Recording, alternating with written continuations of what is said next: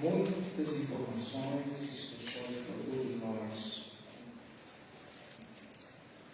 Logo que amanheceu, reuniu-se a Assembleia dos Anciãos do povo, tanto os principais sacerdotes como os escribas, e os conduziram ao sinédrio, onde lhe disseram: se tu és o Cristo, dize-nos. Então, Jesus lhe respondeu: se vos disser, não acreditareis. Também se vos perguntar, de nenhum modo me respondereis. Desde agora estará sentado o Filho do Homem à direita do Todo-Poderoso Deus. Então disseram-lhe todos: logo tu és o Filho de Deus. E ele lhes respondeu: vós dizeis que eu sou.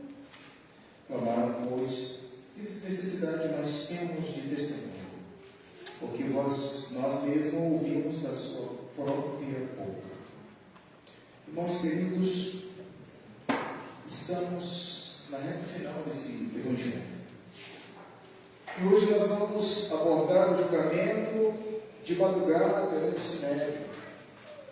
E a pergunta que me vem à mente é por que a declaração Filho do Homem seria a condenação de Jesus perante o sinédrio. Eu quero que você pense nessa declaração Filho do Homem, que é uma declaração essencial para a nossa fé, para a nossa edificação, e que foi provavelmente utilizado para condenar o nosso Senhor e Salvador Jesus Cristo por causa da sua natureza, a sua natureza divina, o Filho do Homem. Como poderia aqueles legalistas que estavam ali,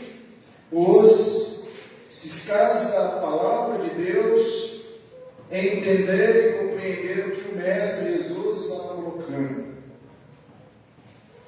Eu quero que você ore nesse momento e peça: Senhor, me mostre algo importante para a minha vida nesse contexto, para que eu possa mudar a minha forma de entender a profundidade, a lateralidade dessa declaração Filho do Homem, porque esvaziamos muito essa declaração.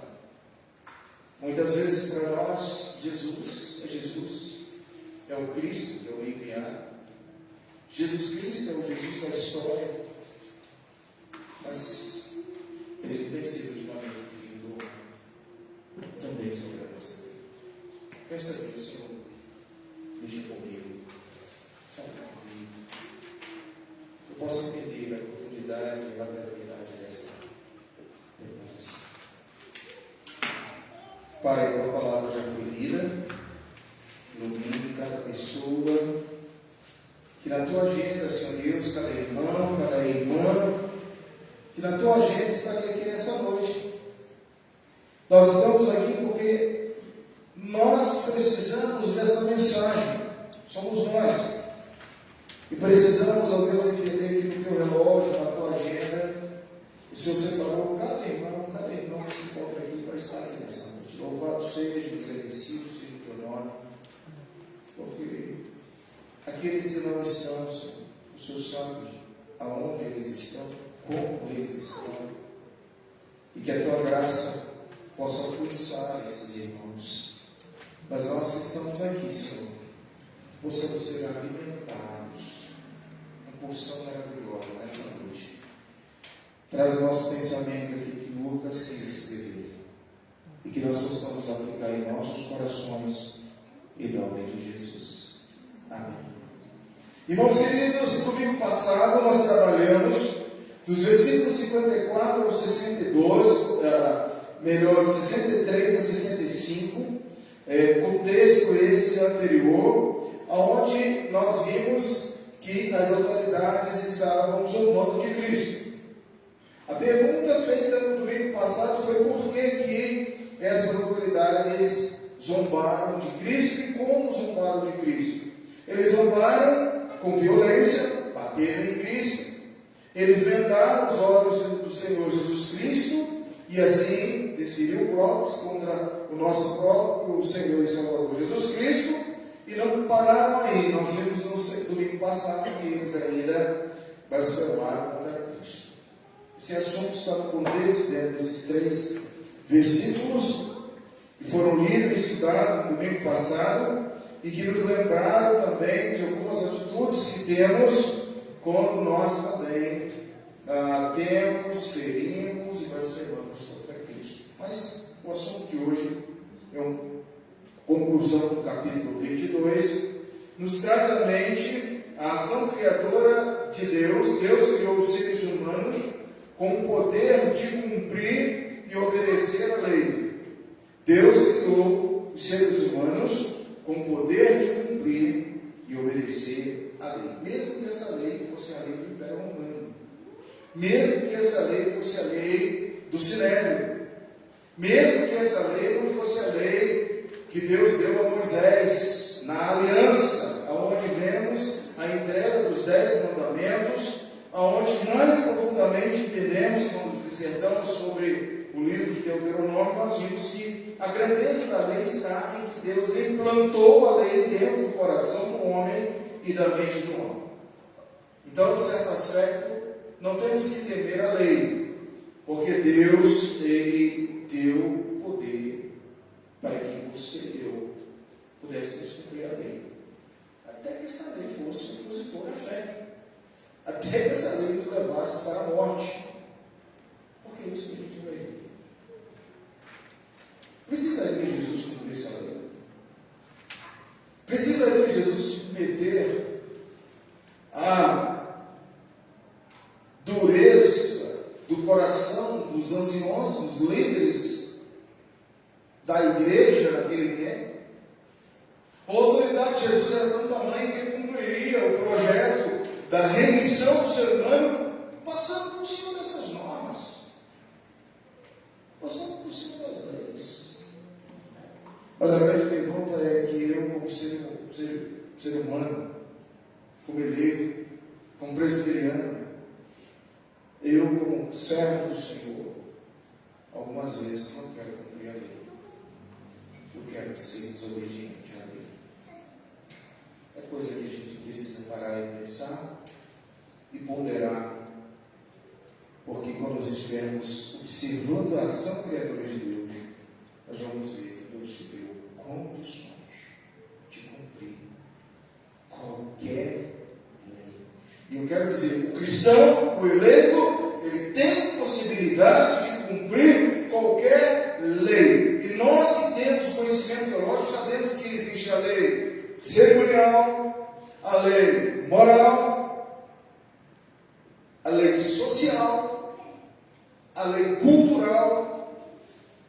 Qualquer tipo de lei, o cristão eleito, ele é capaz de cumprir, porque Deus colocou isso, com as suas nuances, com as suas normas, com as suas descrições. Exemplo, pastor, de uma lei cerimonial. Lembrando que já estudamos muito sobre isso.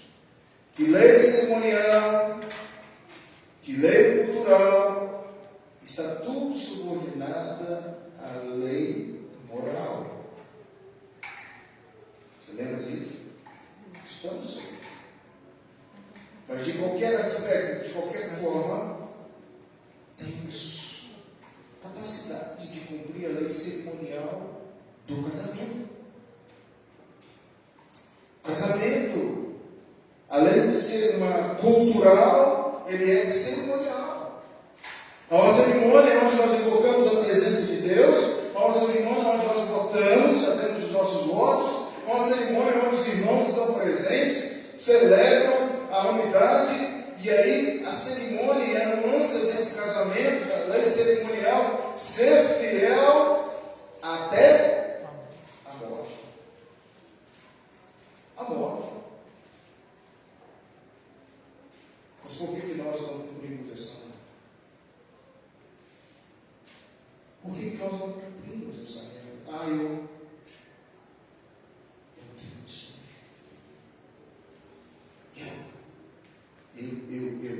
Não, Deus te deu capacidade. Portanto, é importante a gente observar essas coisas. Que o mesmo Cristo poderia fugir da lei do sinédrio, fugir do Império Romano e cumprir o pacto da graça, ele está agora 100% humano, subordinado à lei. Aliás, em agosto, quando a gente voltar de férias, esse é o assunto de terça-feira. Vai ser a questão da lei civil.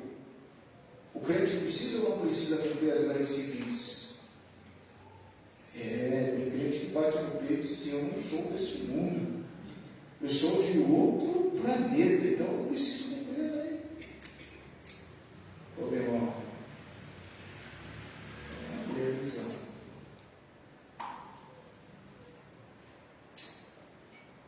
Primeiro detalhe desse contexto de 66 ao 71 é que o julgamento jamais poderia ser de madrugada. Nem na lei comum dos homens, nem na lei do Império Romano, procederia um julgamento de madrugada. É evidente que a Polícia Civil, a Polícia Judiciária, ela pode, a partir das 6 horas, arrombar sua casa e te prender. Está na Constituição. Mas daí te levar e te julgar é outra história.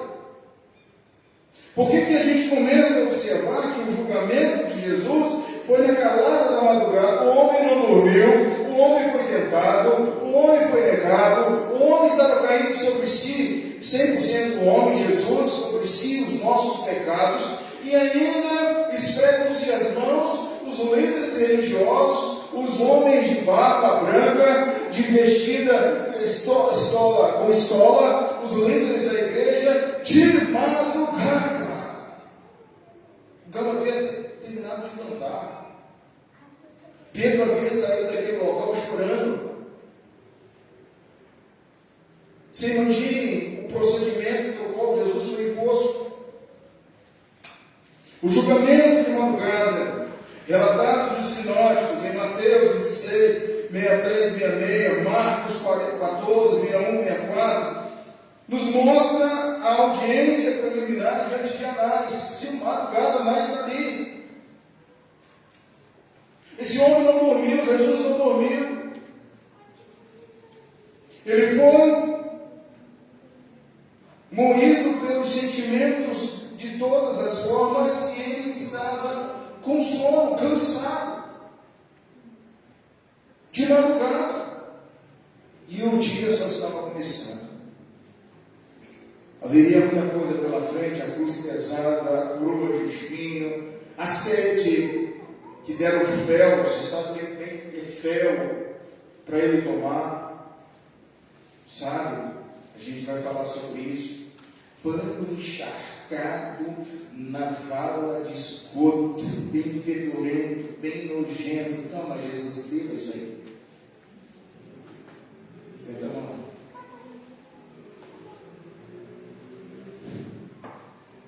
sabe, Jesus.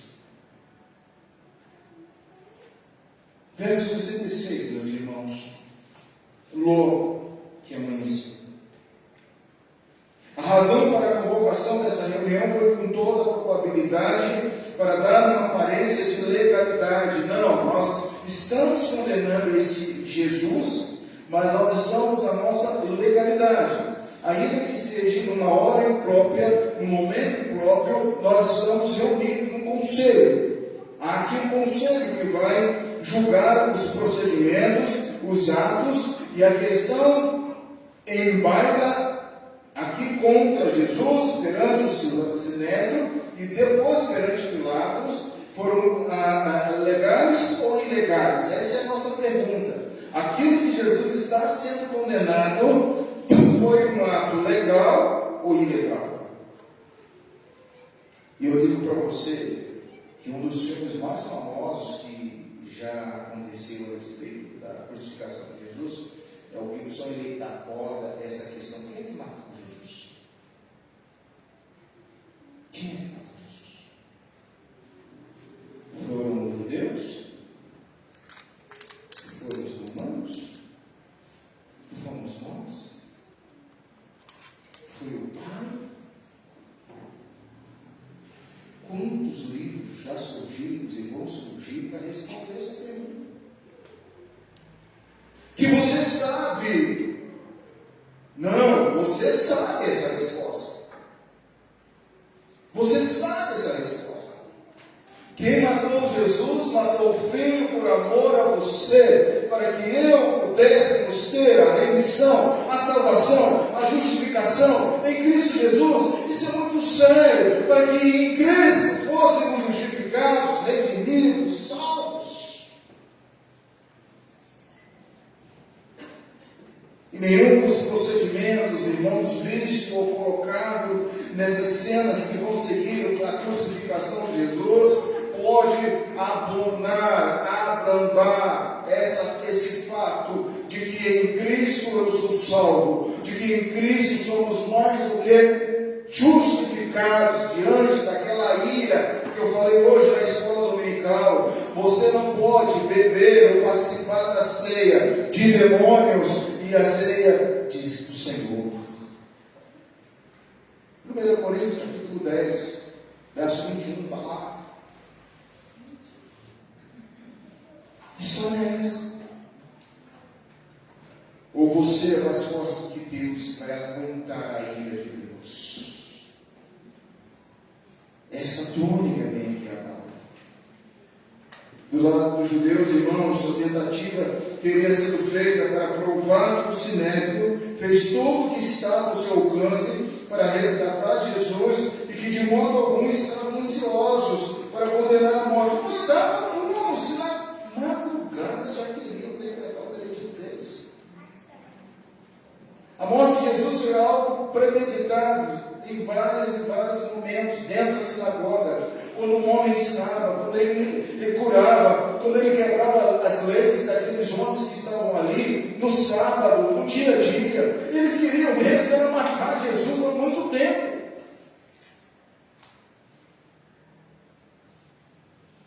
Quando o corpo oficial, como o Sinédrio judaico, mediante a ação extrajudicial e ilegal de seus membros, saem a buscar testemunhas contra Jesus, ao conduzir Jesus perante Anás, o homem que já não tinha nenhuma autoridade judicial, ainda que provavelmente reiterasse uma extraordinária influência, quando o sumo sacerdote tenta abrigar o prisioneiro a testemunhas contra si mesmo, a única conclusão justa, que nesse caso podemos ver, está se tratando da não justiça, mas de uma perversão ou mesmo um desvio da justiça. Note nessa passagem a menção dos 3 grupos que compunham o Sinédrio, o conselho, o juízo.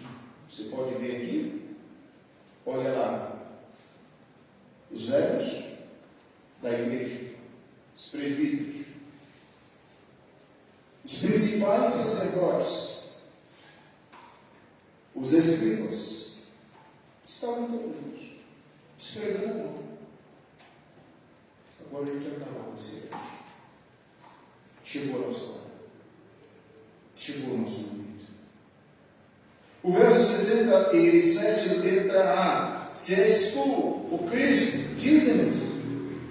Então Jesus lhe respondeu: se vou disser, não acreditareis. Se és tu, o Cristo, afirma-nos. Em Marcos capítulo 14, 55 e 59, fica bem claro, as testemunhas que foram buscadas não podiam concordar e, consequentemente, não estavam proporcionando nenhuma ajuda. Portanto, agora eles vão diretamente ao réu. Parece que é uma coisa inata para quem conhece direito, manipula direito. Meus irmãos, um advogado, ele não pode ir direto ao réu e questionar o réu. Ele tem que ser, o juiz, ele tem que ser convencido através das testemunhas. Eu vi, eu sou prova, senhor juiz. E agora, o povo do Sinédrio vira para Jesus. O homem que curou, que libertou, que estendeu a mão, que foi generoso, que amou. Agora ele teria que confessar diante de um juízo. Portanto, irmãos, completamente o que nós podemos ver, eles estavam desesperados.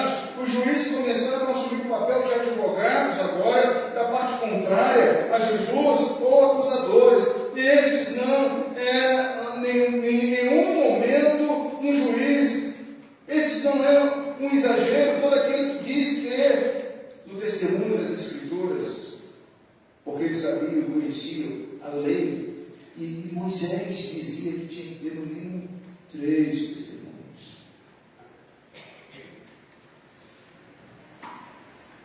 O negócio está feio, viu? Por que esses homens querem matar Cristo? Portanto, agora, queridos irmãos, o que nós verificamos que Caifás, à frente, esse augusto corpo de líderes que estavam ali, conseguiria da parte de Jesus uma declaração que pudesse ser usada por eles nas formulações da acusação que seja suficiente para condená-lo à morte. Era isso que eles queriam.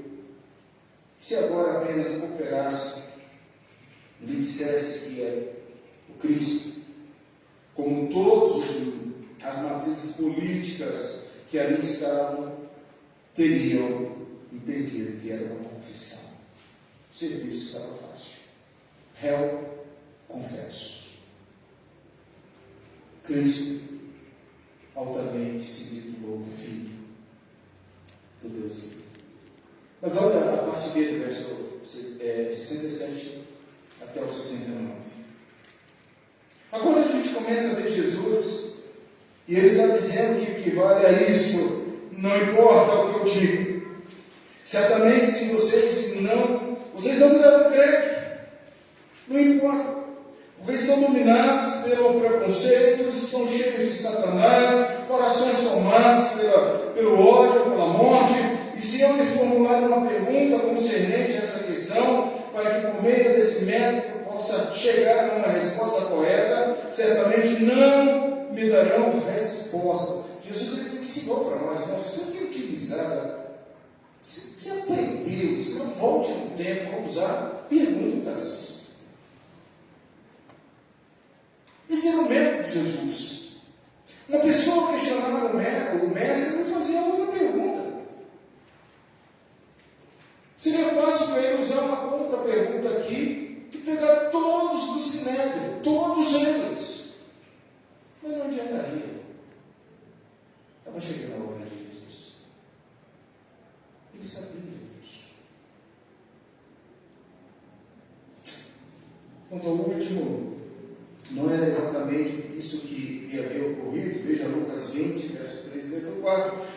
Quanto à expressão doravante, agora você vê no comentário do Salmo 110, verso 1, de Daniel 7, 13 e 14. A ideia aqui é do Messias que se assentaria à mão direita de Deus Pai. Pronto, é onde ele está agora, e intercede por você, intercede por mim, intercede pela igreja, assentado à mão direita de Deus Pai, aguardando uma ordem só.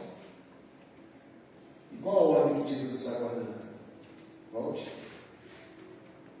Chegou a hora de buscar Reinaldo, buscar Sueli, buscar o Vitor, buscar a Amanda, buscar a Stephanie. Chegou a hora. Vai, Jesus. Reúne aí alguns anjos, miríades de anjos. Aqueles que sabem tocar uma boa trombeta, porque a terra vai abalar, os céus enrolarão. A igreja me glorificará de toda parte, povos, línguas, nações, e você que me ouve aqui nessa noite, e isso não é profetado, isso é Bíblia. Daqui a alguns anos, irmãos, nós vamos nos encontrar nos céus, celebrando a volta do Senhor Jesus. Coloca isso no seu coração, isso é certeza, isso é convicção de que vai acontecer. Está na Bíblia. Você está preparado para isso? Porque Jesus está voltando. Vai ser tremendo. Vai ser maravilhoso demais.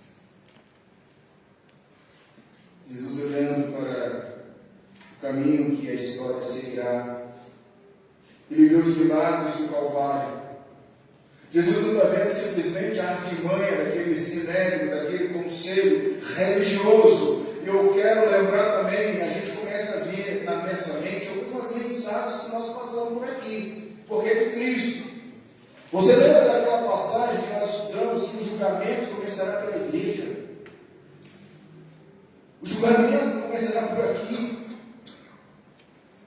Jesus agora está lembrando, na sua mente, ele está lembrando que alguns milagres vão acontecer no Calvário: a ressurreição, a ascensão, a coroação à destra do Pai, a mão direita do poder, isto é, do Todo-Poderoso. Ele vê o Pentecoste glorioso, o derramamento do Espírito, a chegada do Espírito Santo. Ele vê dos céus o juízo, ele manifesta a sua glória. Os céus proclamam: eu vim glorificando a Deus com a lua cheia. Irmãos, lá fora está lindo demais. Antes de ir embora, observe a lua. Não sei se o Gustavo percebeu. Aquilo, que visual. Agora, se eu tirando foto, eu vi, olha, os céus proclamam a glória de Deus, o firmamento como se resolve das suas mãos, e ali aquela baixadona que a gente passa por aqui por dentro, aquela lua parecia que engoliu o carro assim. Oh, coisa linda. A revelação de Deus, do poder de Deus. Jesus estava olhando para a nossa igreja, para essa igreja aqui. Igreja do passado, essa igreja que começou há 17 anos atrás, mês de agosto completamos 17 anos. Há 17 anos atrás, ele estava contemplando os irmãos que estavam aqui. Você lembra daqueles irmãos que sentavam aqui, que tocavam? Volta e meia, o YouTube me traz umas fotos lá e imagens lá do tempo da abobrinha, do início dessa igreja aqui. O povo cantando, adorando a Deus. Tanta gente que a gente não sabe como está hoje. A igreja do momento. E alguns verão daqui no futuro você. Daqui a uns 20 anos, você vai conhecer o YouTube. Se Jesus voltar, claro. Você vai ver. E alguém vai lembrar: olha lá. Olha a irmã. O irmão.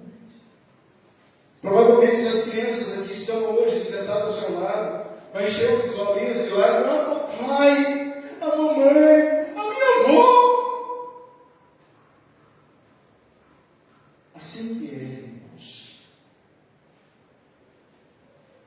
Jesus, ele contempla a igreja. E quando Jesus contempla a igreja, Jesus se coloca agora como sumo juiz acima desses que estavam aqui. Jesus será o juiz de todos os homens. E eu lembro que eu estava ouvindo uma palavra e o pastor afirmava assim: imagine quando Caifás e Anás estiverem de novo diante de Jesus. Imagine esse povo que viveu com Jesus, conheceu Jesus, que diz: crucifica-o, crucifica-o, crucifica-o, e estiver diante de Jesus de novo. Porque todos os olhos verão, inclusive daquele tempo. Nós glorificaremos porque nós não conhecemos o nosso Mestre, mas pela palavra, pela revelação especial que Ele mesmo deixou para que você pudesse preservar o seu coração, a chama santa de Cristo. Verso 70. Então disseram todos: logo tu és o Filho de Deus. E ele lhe respondeu: vós disseis que eu sou. Essa pergunta feita por eles, então todos lhe perguntaram: então tu és o Filho de Deus? Note agora a resposta solene e reservada. Ele respondeu: vocês estão certos. De fato eu sou. No original, literalmente, pode ser traduzido da seguinte forma, essa passagem: vocês dizem que eu sou. Não pode ter outro significado além de vocês que estão certos que eu sou. É claro, a luz segue imediatamente a saber. Então, no original, eles estão colocando assim: não há dúvida, eu sou Filho. Sumo sacerdote e os demais presentes ali, no verso 71, consideram essa reivindicação como usurpação de honra divina. por um mero homem. Para eles, aquilo ali não era um homem, era um herético, era alguém que vinha usurpando a glória de Deus. E outros termos como blasfêmias, então o sumo sacerdote rasga a sua túnica, Mateus 26, 65, Marcos 14, 63, e todos concordaram que não havia mais necessidade de qualquer testemunho adicional. Temos então a liberdade, a autonomia de matarmos Cristo. Vamos depressa efetuar esse procedimento. Finalzinho disso, porque nós mesmos ouvimos da sua própria boca a autocondenação diante da igreja, do Sinédrio, diante daqueles sacerdotes. Lembra que eu comecei falando que Deus deu poder, autonomia, condições para cumprir qualquer lei.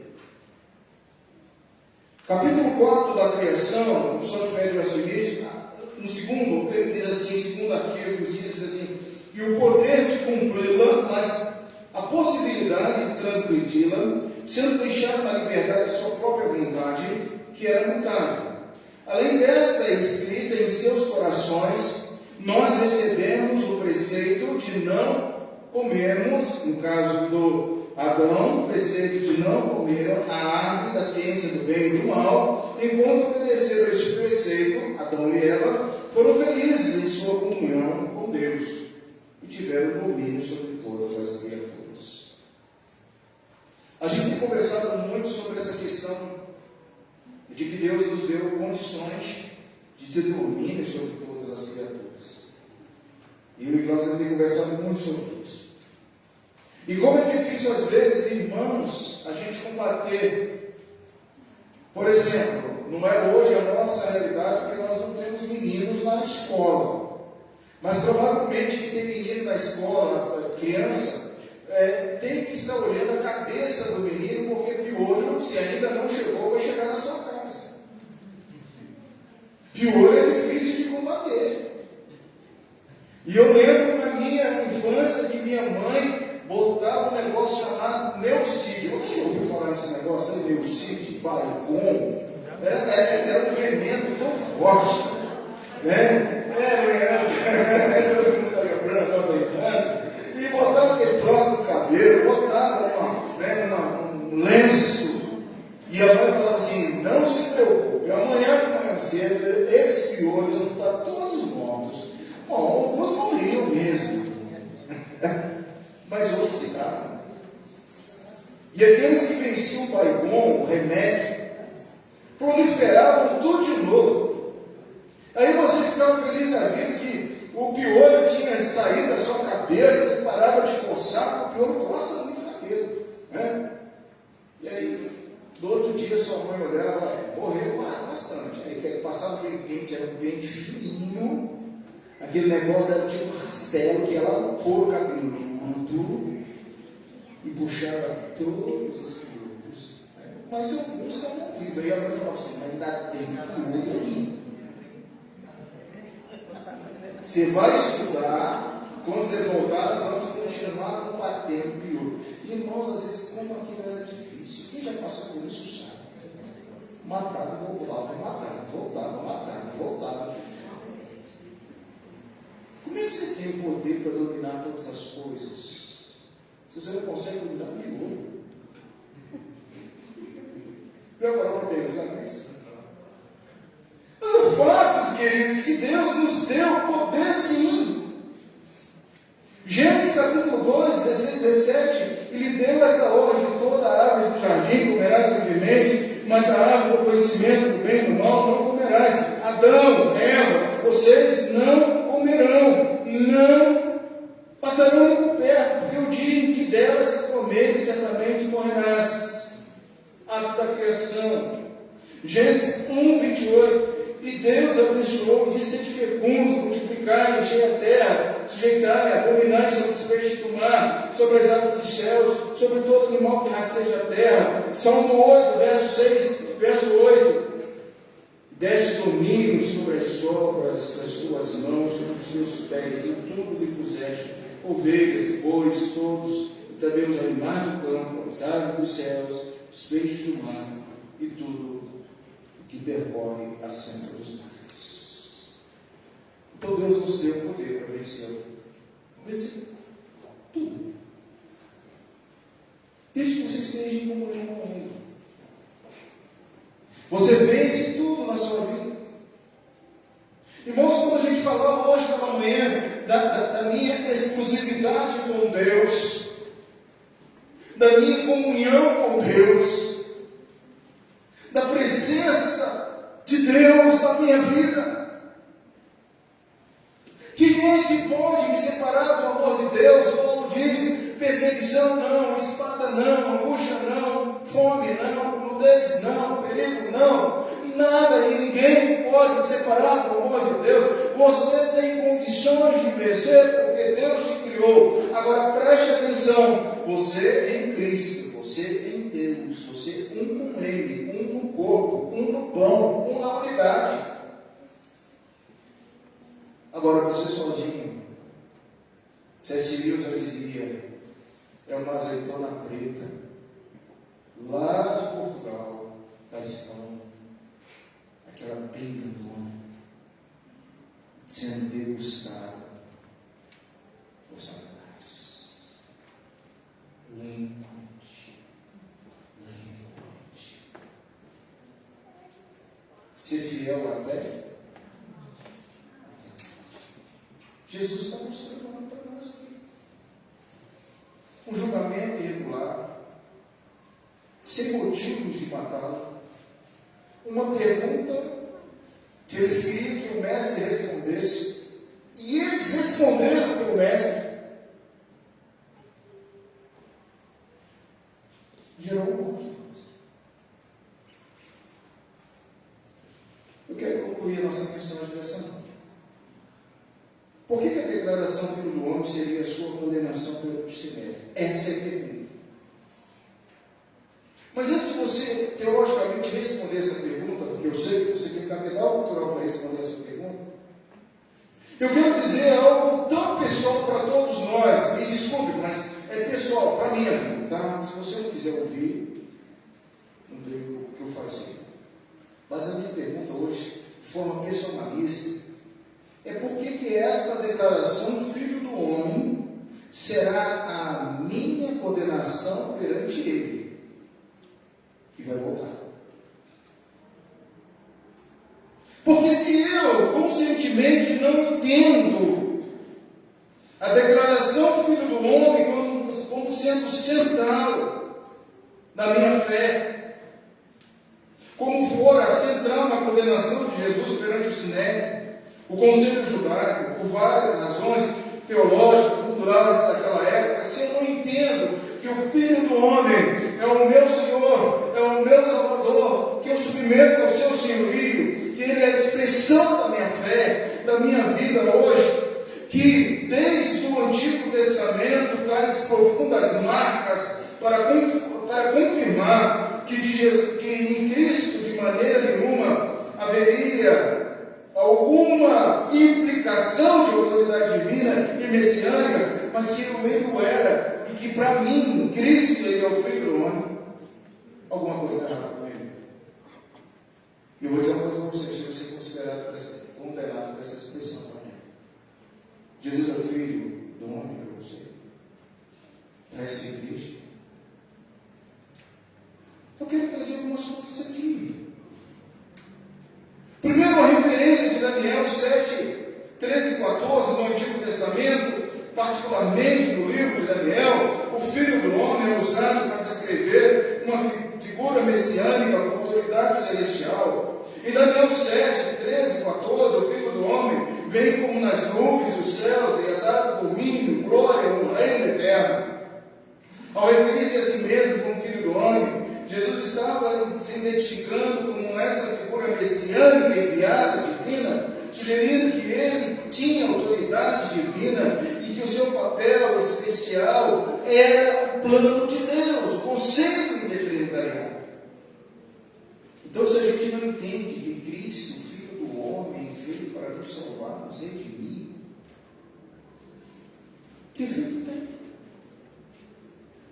Em segundo lugar, queridos, a reivindicação de divindade. No contexto judaico do primeiro século, qualquer reivindicação de divindade ou de uma posição igual a Deus era considerada uma blasfêmia. Por isso eles estão nessa luta, crucificam, uma ofensa gravíssima. Quando Jesus usava o título Filho do Homem, ele especialmente estava mostrando um contexto que implicava a sua glória, cultura e autoridade, e está implicitamente reivindicando o estado de divino. Eu sou 100% humano e 100% divino. Isso era visto como uma ameaça ao monoteísmo judaico daquela época, que afirmava somente Yahvé era Deus. Cristós não, só Yahvé. Afirmar a declaração do Filho do Homem é entender que a interpretação do Sinédrio, do julgamento, ao questionar pelo sumo sacerdote sobre a identidade messiânica divina, Jesus respondeu afirmativamente, referindo-se a si mesmo como Filho do Homem, que estaria sentado à direita do poder todo-poderoso e vindo nas nuvens dos céus, assim que o próprio Pai julgasse o povo. Filho do Homem. E por último, irmãos, ser filho do homem era uma blasfêmia de pena de morte. Na lei judaica, a blasfêmia, especialmente que envolvesse uma reivindicação de ser igual a Deus, era punível com morte. Levítico capítulo 24, 16 estabelece que em quem blasfemar o nome do Senhor deve ser punido com a morte, está na lei. A declaração de Jesus foi, portanto, vista como uma violação direta da lei. E esses homens sabiam disso. E eles queriam pegar Jesus. Mas qual a importância dessa afirmação, Filho do Homem, da igreja do século XXI? Para nós, irmãos,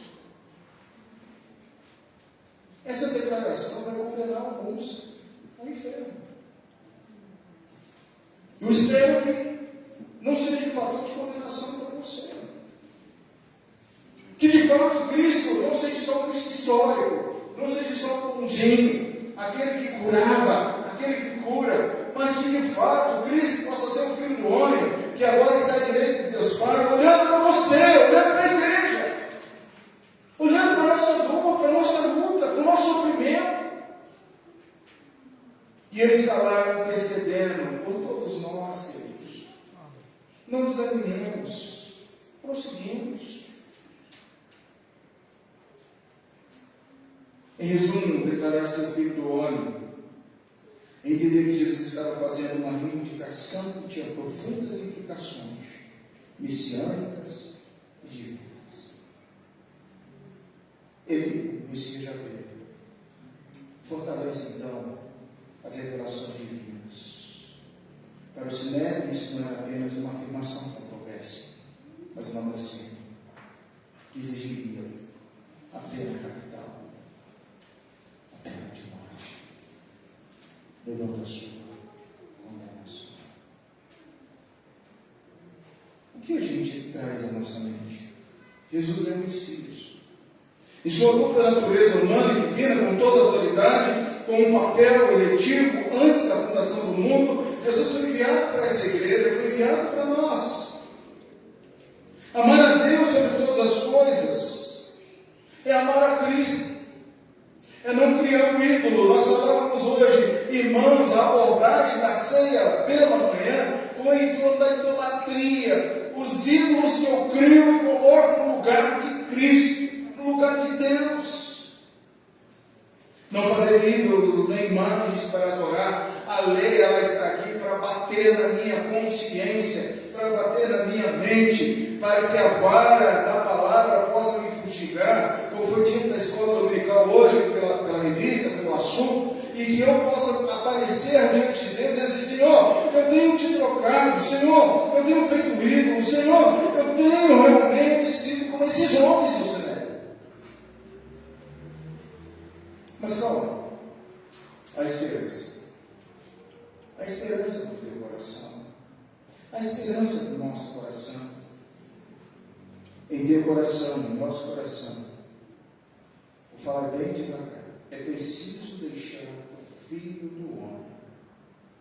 É preciso deixar em meu coração o Filho do Homem ser o meu Senhor. Você já fez isso? Abra o seu coração.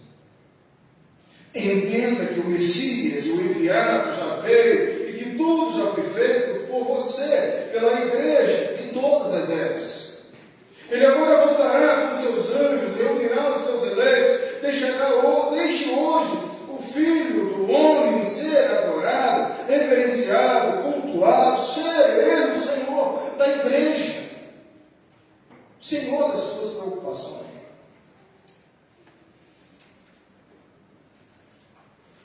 Quais hoje são os ídolos que precisam serem destronados? Irmãos queridos, tenha paz em seu coração. Deixe-vos a minha paz, e a minha paz vos dou. Filho do Homem está vindo, e todos os olhos verão. Bom, pastor, prática. Hoje, quais os aspectos fundamentais do sermão para a minha vida, para a sua vida? Então, tu és o Filho de Deus. Dentro desse motorzinho, desse texto final, do capítulo 22, não há mais nada para dizer. Tu és o Filho de Deus. É realidade para nós? Ou é ficção? É realidade para nós ou é utópico? Um sonho? Jesus respondeu: vocês estão certos. Eu sou. Está bem, aquela apresentada perante Pilatos, a resposta pode ser chamada da boa confissão. Sua importância se destaca em muitos aspectos das virtudes repetidas por Cristo e até mesmo o silêncio que vai ver um aqui no tabernáculo. Eu não sei o que é mais duro. Me responda no final ali na porta. Pode me responder em particular. O que é mais duro? São os ensinamentos de Cristo pessoalmente, como ele fez com Pedro, ou o silêncio dele?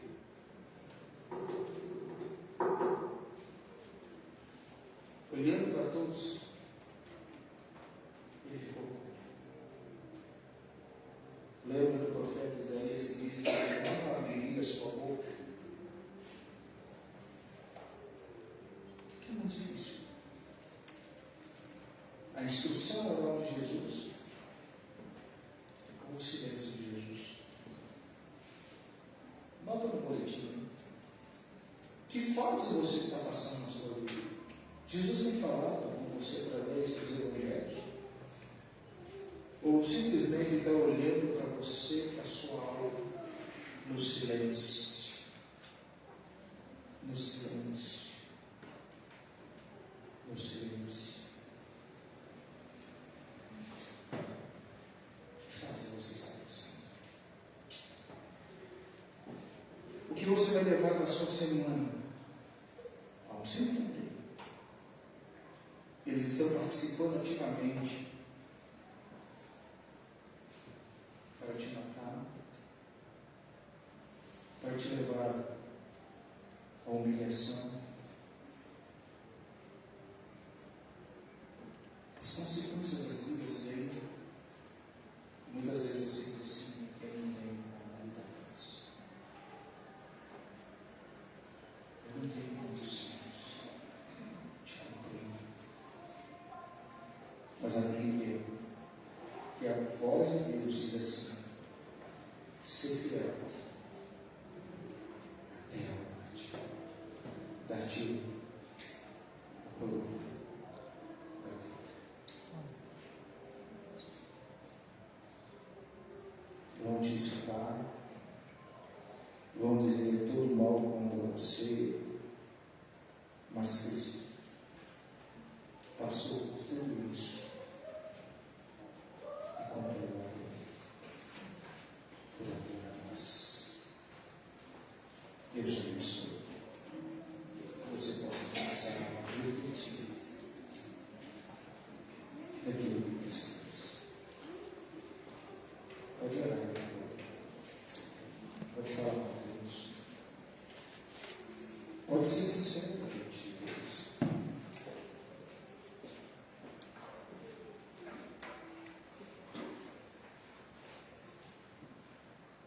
Talvez você já está até na casa de blasfemar para Deus. Incitar ao Senhor. Ah, Senhor, eu não aguento mais. Eu não aguento mais. Talvez dentro de você tenha gemidos legalistas, sufocantes. Talvez você olhe para a igreja e diz assim: o que eu estou fazendo para a igreja? O que eu estou fazendo? Cuidado, pois com a medida que julgares, vos julgarão também. Pai Santo, perdoa os nossos pecados. Esse povo de Sinédrio somos nós. Nós queremos trocar aquilo que é santo, que é puro, que é real, que é conceito, que é doutrina, que é palavra, por suposições, por filosofias, por falas humanas, por vozes